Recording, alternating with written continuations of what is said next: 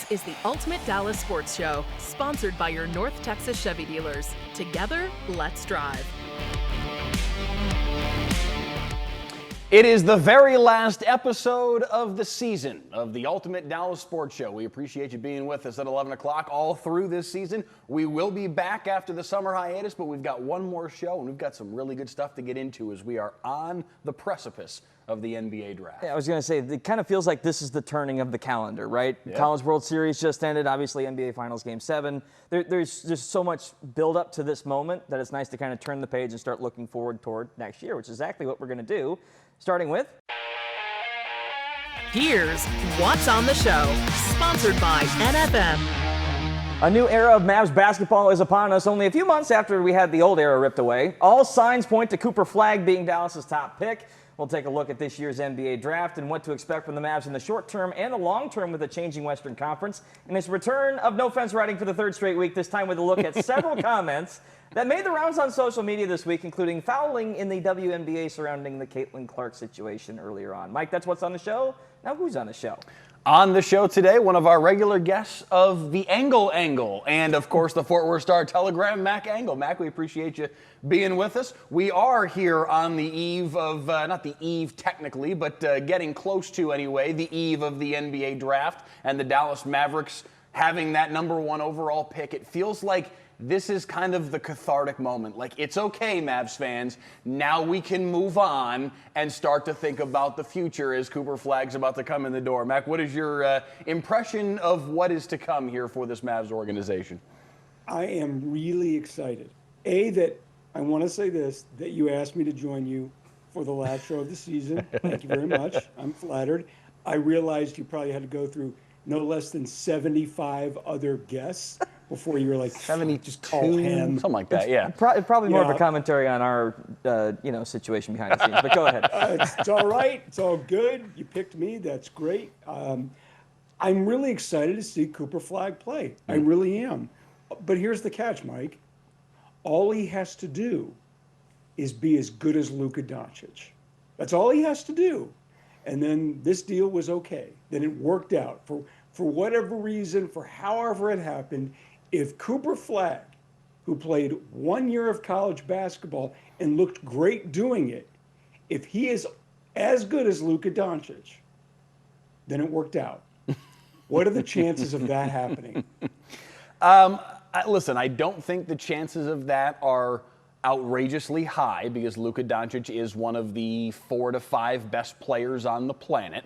And to expect that of a kid who doesn't turn 19 until late December of this year is an awful lot to put on this kid's shoulders.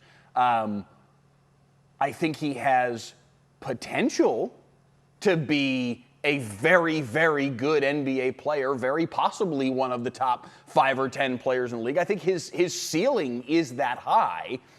It's incumbent upon him to hit that ceiling. I do think as it relates to the potential for him to hit that ceiling, this is a kid who, by all accounts, anybody who's ever been close to this dude says he is unbelievably determined and persistent and just will outwork everybody. So whatever juice there is to squeeze, he's going to get every drop. Well, let me ask you this. Does he have to be as good as Luka to warrant to say the trade was a wash and that it all worked out in the end? Does he have to be? To me, he does.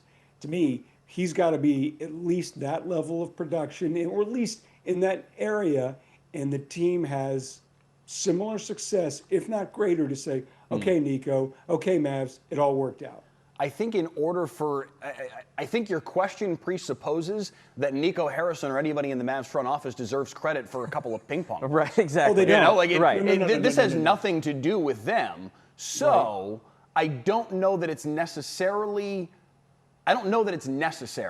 I think that what the Mavs winning the draft lottery allows for now is for Mavs fans to not have to hate watch this team in 2029. Because that's what, like, they were going to have 2 or 3 years. Kyrie Irving, Anthony Davis, if they could both stay healthy and play together, there was going to be a window of time where this team was going to be able to at least compete, if not potentially contend, if it all came together the right way. but then they had nothing after that. Right. Now they do. So I think that's really the biggest shift for me is now you've got reason to hope for 2029 and 2031. You've got reason to hope that Lakers pick in 2031 is actually worthwhile. To me, he doesn't have to be. I guess to answer your question, no. I don't think he has to be Luka good for this to ultimately work out. And I don't think, frankly, that the fact that the Mavs won the draft lottery should change Mavs fans' opinions about Nico or the front office either. So let me jump in here and say the bar that Luka left, as much as it is great from an offensive perspective and a day-to-day excellence perspective, like he gave us incredible memories, there wasn't an MVP, there wasn't an NBA title.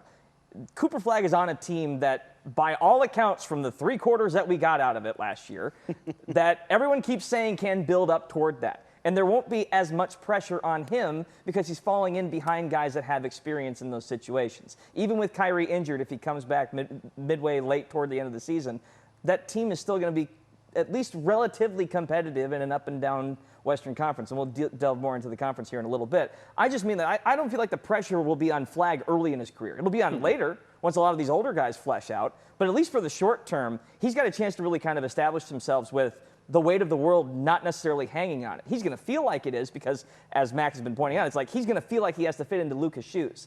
But Luka only put, realistically, 1 trophy case in the entire collection around here. So I don't necessarily think it's asking a lot to sit there and think, can you make it back to the Western Conference Final and do well?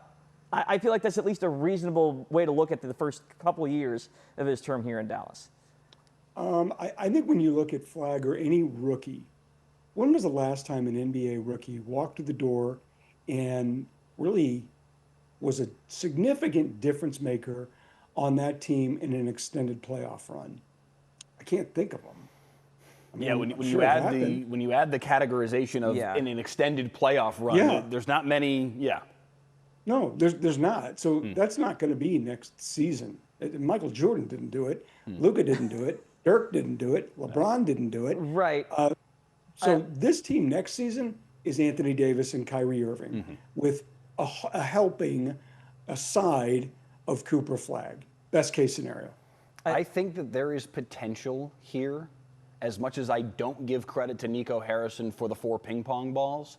I think there is potential for the Mavs winning this draft lottery to end up with Nico Harrison looking smart. Even though it may not necessarily be his doing, I think Cooper Flagg fits a lot of what he stated when he made the trade that he wanted. Cooper Flagg is an outrageously good defender. He may not step in the door and be an offensive major difference. He's not going to shoot 15, 20 shots a game. He's not going to be the focal point of the offense. He's going to step in the door and be a difference maker on the defensive end of the floor. And he's going to step in the door being a guy that plays at 11 nonstop. Those are 2 things that are very high on the Nico Harrison desire list, and he's going to make those 2 things look really good. And I think at the end of the day, a lot of being a GM in any of these leagues is on some level luck. He lucked into the number 1 pick, and he lucked into a guy that is going to play his brand of basketball at a really high level. And sometimes it just depends on the moves you make, specifically what we just saw today with Kevin Durant and the Rockets. We'll touch on that and the changing Western Conference coming up next on the Ultimate Dallas Sports Show. Today's headlines, sponsored by your North Texas Chevy dealers. The Texas Rangers come up short in their series finale against the Pirates, 8-3. They'll start a road series in Baltimore tomorrow at 5:35. LSU is back on top in college baseball, sweeping Coastal Carolina to win the College World Series, marking their 8th national championship. And Minjee Lee takes home the title in the KPMG Women's PGA Championship. She finished 3 strokes ahead of the field.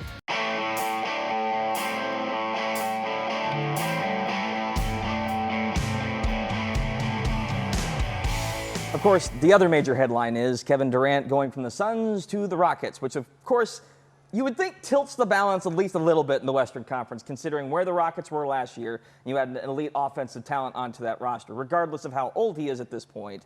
So where do the Mavs sit, I think, is the best question. What's a reasonable expectation for where this team starts out, even like at the halfway point of the season? Where should we expect them to be? Let me ask you a question to the 2 of you guys real quick, just to piggyback off the Kevin Durant of it all. Is he the centerpiece of a championship caliber team anymore? Like, I know the Rockets went for broke here, but I don't know that he's that guy anymore. Right. No, he's 30. I mean, he's really good. He's been a fantastic player through his career. Don't get me wrong. But how many, Mike, at this how point, many games do you think he played this season? 24, 25. How many games? I'm looking at it now, so I'm cheating. How many games would you expect he played? 42. Oh, he went for the under. 62. 62. And okay. I'm looking at his games played over the last several years, and I don't think anybody would look at Kevin Durant and think, oh, this guy's mailing it in. And I'm not thinking he is.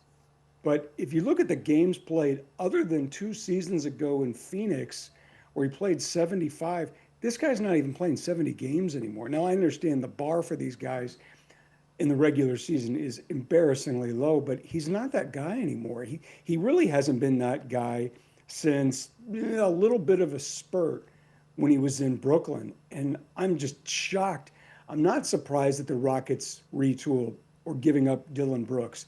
I am stunned they gave up Jalen Green. Right. That's the one I'm like, you're giving up, like, what is it about this guy you don't like? And then 8,000 draft picks. No, I just don't look at. Don't bring up the draft picks in Dallas, yeah, man. We don't want to go there. That sore. I mean, Desmond Bain got 50 draft picks in return, and Luka got 2, like 1. No, the part that gets me is that why are you going for broke around a guy who is 37 years old? I don't think anybody's doubting his care, his commitment, or his professionalism, or even his ability to score. But I'm sorry, 37's 37.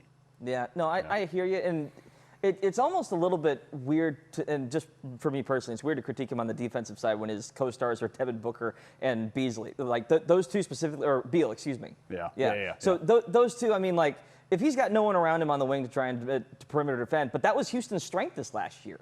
So at least on some level, you're sitting there thinking maybe we lose a little bit defensively with Brooks gone, but we bring in Durant, and now all of a sudden we have an occasional flamethrower that can go off for 30. And, oh, by the way, maybe impart some of his tricks on the young guns on the roster. You know, as good as Houston was this season, and I think they exceeded all expectations, and you're talking about where the Mavs sort of potentially sit in that, let's say, 8-team, model, so to speak. Are they better than Oklahoma City? No.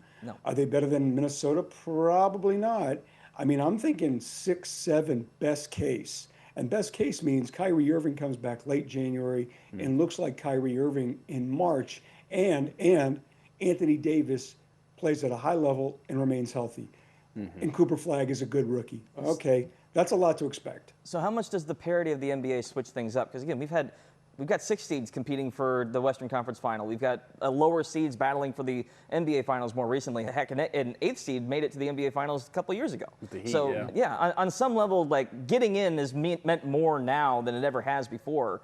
So even if Kyrie comes back and switches things up a little bit, we're glossing over a long season in which these guys are injury prone and all that kind of stuff. So I'm aware we're kind of punching a hole for them that doesn't necessarily exist yet. Mike, when I look at this, you're talking about parity, which to me I've enjoyed. And I understand there's a lot of benefit when you're a league and you've got a dominant dynasty team to sell, like the Warriors or the Bulls or the Kobe Lakers or things like that. We don't have that right now. We don't. And to me, I kind of enjoy that. But if that's the way, look, we're not giving Oklahoma City its due. That's a really young team, and they're going to be together for a while. So how do the Mavs crack that shell, or even Minnesota to some degree? Because that's a pretty young team as well. I just look at it this window, the way they've built this team around 2 older guys who are terrific players. It could happen. I mean, those guys are really, really good. So it could happen. The thing that's always made me nervous about it and that trade from day one is banking on it. And there's one guy in this we haven't even acknowledged, and that is Luka Doncic and how he overtakes Los Angeles and whether or not the humiliation of being traded because he was a fat guy and out of shape and drinks more beer than water serves as a motivation to prove Nico Harrison and the Mavs were dead wrong. I'm going to edit that and move our faces away from. I'm kidding. We are talking about a young man's league, though, at this point. Look at the Thunder, look at the Pacers, look at the Timberwolves, even the Knicks to a certain extent. These are young teams that ended up in the Final Four in the NBA. The Mavs are not a young team the way that they are presently constructed, nor, I mean, even add Cooper Flagg's very young age into the mix, they're still on average going to be one of the older teams in the Western Conference. It's not hard to wonder, to your point, can you hold up over that 82-game season? And even if you do, can you hold up over a 25 or whatever game playoff run? It's a lot to ask of these older legs. They got to figure it out, though. All right, stay with us in the Ultimate Dallas Sports Show. Coming up next, no fence riding.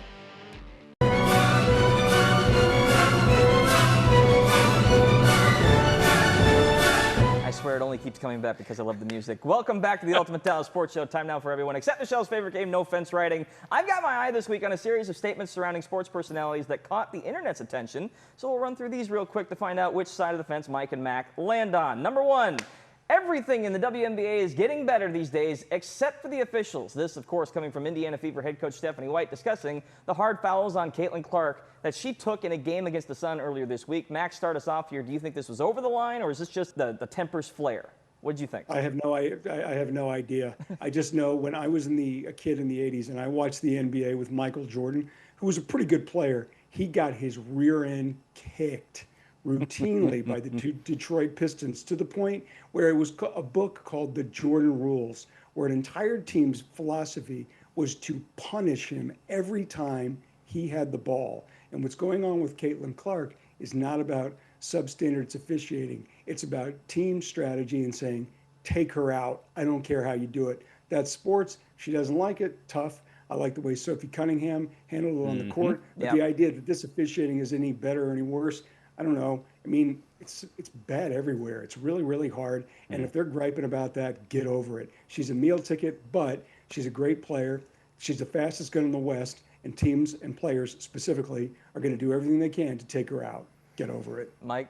Yeah, listen, I can't proclaim to be an expert on the quality of WNBA officiating and whether it's any better or worse than it was 4 years ago.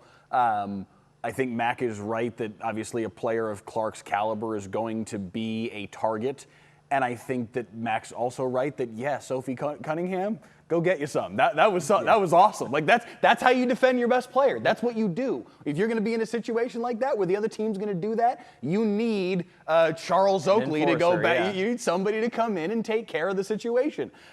Sophie Cunningham did that. So, listen, did you see the play at first base a couple of days ago? I forget, it was a Tigers game where the ball was, 8 feet beyond. It was no question that the runner was safe, and he was called out. I mean, the officiating's bad kind of everywhere, so I feel for the gripe, because I think the gripe is everywhere, but the gripe is everywhere. The only thing I'll say is that it's funny that the WNBA is like, we need to be less physical, and everyone is screaming for the NBA to be more physical. All right, moving on here to the second statement. This was prevalent after the Alcaraz Center French Open Marathon. Tennis players are the best total athletes of any sports. And I'm going to leave best athlete open to interpretation for you guys based on your own standards here. Mike, which side of the fence do you land on here? Do you agree, or is there someone else you'd like to nominate? Yeah, no, I'm not going to. I mean, listen, tennis players are fantastic, and that French Open final was awesome.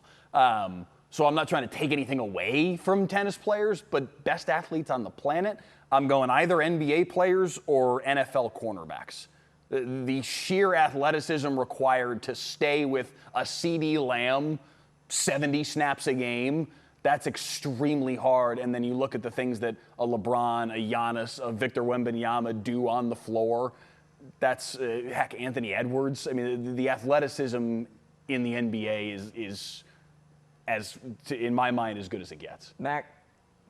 No, I'm not giving it to pro tennis players. And I think one thing that everybody has to stop and recognize in this debate, if you are a professional athlete in any sport, you are an exceptional athlete. And you can probably walk onto any court or any field or any floor in any sport and do very, very well in any of them. I have noticed that time and again. You could find a hockey player and they're great on a golf course, or they might be really good on a basketball court. They're good. They may not be the best, but they're good in any of them because they are so athletic compared to just the average Joe. I was going to say, the only exception, try getting those professional athletes into the pool and see what they do. All right, finally here, number 3. LeBron James used his podcast to take aim at ring culture, saying that they're a team accomplishment and that rings shouldn't be all, end all. Mac, different setup this time for you. Is this more of a problem with the message or the messenger?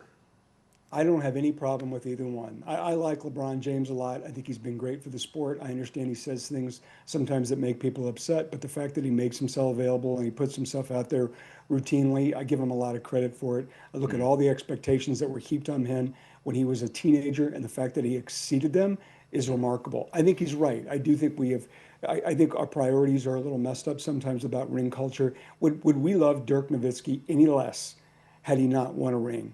No, we wouldn't love him any less. You look at those guys who are big parts of communities, even if they didn't win it, they're still beloved, and you can still have a great career and a big part of it, because so many things have to go right to win a championship. And we've seen guys who aren't as good win championships compared to guys, Ernie Mays, Ernie Banks, any number of guys. So I do think LeBron's got a point about this. Sometimes we say yeah, you should want it, but it's not the be all end all. Mike? I think Mac's right. I think LeBron's right that it is overblown, but I do think you're wrong, Mac, in one regard, and that is I don't think people should love Dirk any less if he didn't win a championship. I think some fans would. I think fans would say, oh, he's Tony Romo, he's Dak Prescott. I think that's the way that people would look at it. And I think LeBron's absolutely right. We've overdone it. Rings are important. Right. They're a vehicle to have this conversation. It's not the be-all, end-all. Mac Engel of the Fort Worth Star-Telegram. Mac, we appreciate it very, very much. Wrapping up the season with us. Enjoy the summer. Stay with us. Thank Mike's you. Final Take coming up next.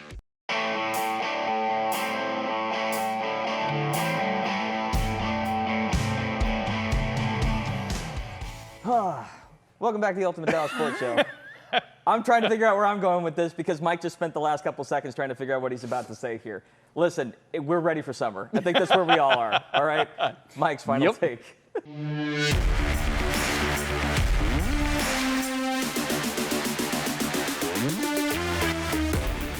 Got to go with Minjee Lee at the KPMG Women's PGA Championship. Did a fantastic job this weekend to be one of only 3 players who finished the weekend under par and tackle PGA Frisco, tackle Fields Ranch East. Did a fantastic job all through the weekend. And kudos to PGA Frisco, just kind of starting the process of a 12-year run. They had the senior PGA back in 2023, the women's PGA this year, men's PGA twice over the course of the next 10 years, another senior, another women's coming as well. Major championship golf back in North Texas for the first time in decades. It's a really, really cool thing. Especially considering the heat around this time of year, what those women had to deal with. Bless you. Oh, my goodness. Did you see the ice pack on Mo? She had an ice pack like kind of wrapped around her head, just kind of plopped on top. Do what you got to do. Thankful for air conditioning every second of watching. We will see you guys in late August, I think, right? Somewhere right around there. 8 or 9 weeks. Ready for the Cowboy season. See you then. This has been the Ultimate Dallas Sports Show, sponsored by your North Texas Chevy dealers. Together, let's drive.